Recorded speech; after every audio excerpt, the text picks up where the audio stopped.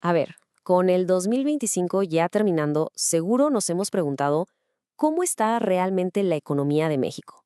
Porque bueno, con tanta noticia por todos lados, que si el gobierno, que si los bancos, que si lo que pasa en el mundo, la verdad es que es súper fácil perderse. Pues justo de eso se trata este análisis. Vamos a desmenuzar todo pieza por pieza, desde lo que pasa con el dinero en nuestro bolsillo hasta las grandes decisiones que se toman en Palacio. La idea es que al final tengamos las cosas mucho más claras. Para no hacernos bolas, aquí está nuestro mapa. Primero, vamos a lo que más nos importa, cómo se siente la economía en casa. Después, le echamos un ojo a qué andan haciendo los bancos. Luego nos metemos con las movidas del gobierno. Vemos qué riesgos se asuman por ahí y al final intentamos ver para dónde va México. ¿Listos? Empecemos por lo más cercano.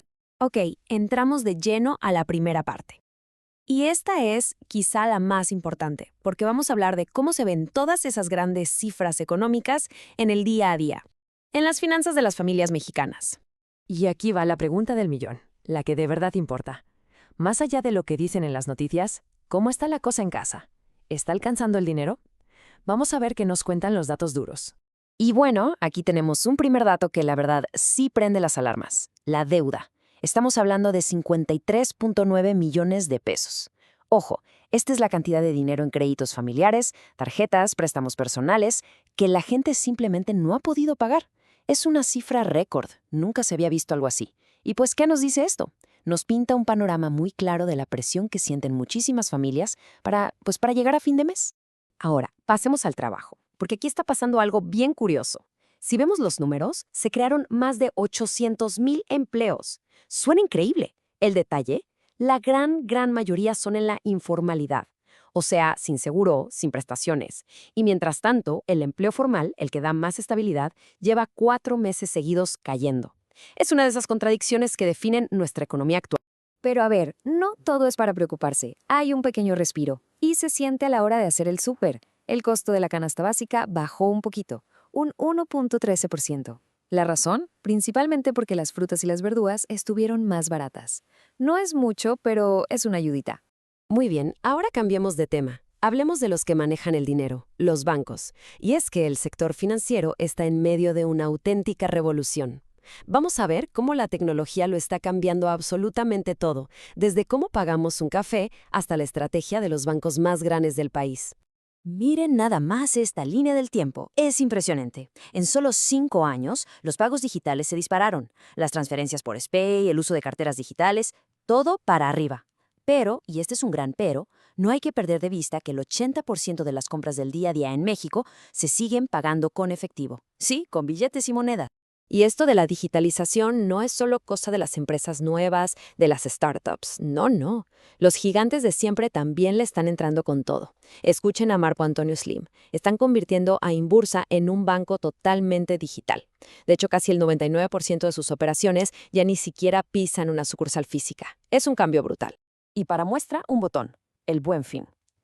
La gran fiesta de las compras nos enseña esta mezcla de dos mundos.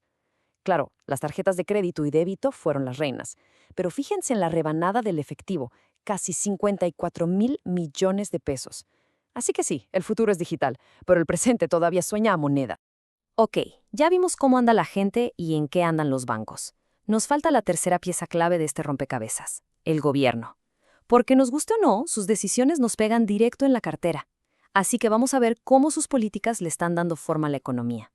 Y para empezar, un dato político clave, el respaldo popular. El gobierno actual cierra el año fuerte, con un 70% de aprobación.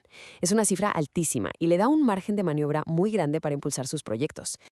Ahora, en las finanzas del país vemos como que una doble estrategia. Por un lado, se están apretando el cinturón, gastaron menos de lo que tenían para lograr un superávit. Pero por el otro, se está moviendo muchísimo dinero en programas sociales y también en recuperar la infraestructura pública de salud, como reabrir hospitales del ISSSTE. Mientras tanto, en el Congreso se está armando un debate muy intenso con la nueva ley de aguas. El gobierno dice que ya le hizo más de 50 cambios para atender las quejas de los agricultores. Sin embargo, la oposición no está nada convencida.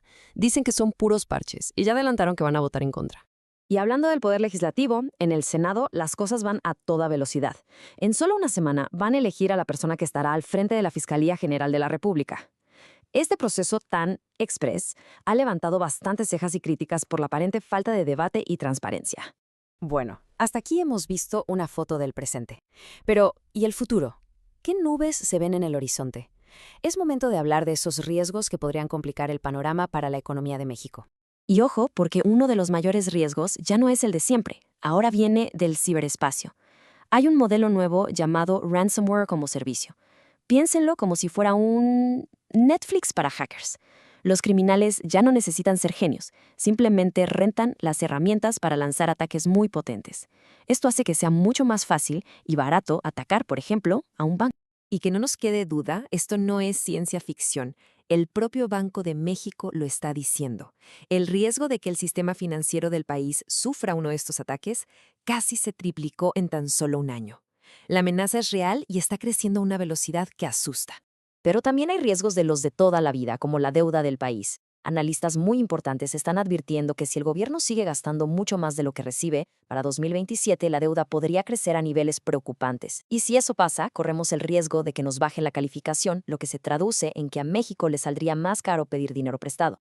Y si miramos hacia afuera, el comercio exterior también tiene sus nubarrones. El TEMEC, el tratado con Estados Unidos y Canadá, que es vital para nuestra economía, está por entrar a su primera revisión. Y eso, como siempre, genera nerviosismo e incertidumbre para los que exportan y para los que quieren invertir en México. Muy bien. Ya vimos las finanzas de la gente, los bancos, el gobierno y los riesgos. Es momento de juntar todas las piezas. Con todo esto sobre la mesa, ¿qué foto nos queda de México de cara al 2026? La conclusión es bastante clara. México vive una economía de contrastes, de claroscuros. Por un lado, tenemos un superpeso que se mantiene fuerte, una bolsa que tuvo un buen año y gente que sigue gastando. Pero si volteamos a ver el otro lado, tenemos un crecimiento económico muy débil, la inversión que no levanta y una creación de empleos formales muy lenta. Es una balanza con cosas buenas y cosas preocupantes. Entonces, para resumir, podríamos imaginar a México como un barco. Un barco donde la tripulación, que somos todos nosotros, se muestra bastante resistente y el capitán, que es el gobierno, tiene mucho apoyo. Pero este barco está navegando en aguas complicadas, con olas de deuda, tormentas de ciberataques y vientos comerciales que soplan en contra.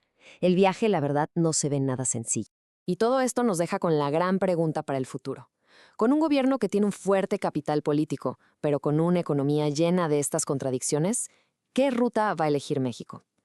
Las decisiones del próximo año van a ser sin duda cruciales para definir el rumbo del país.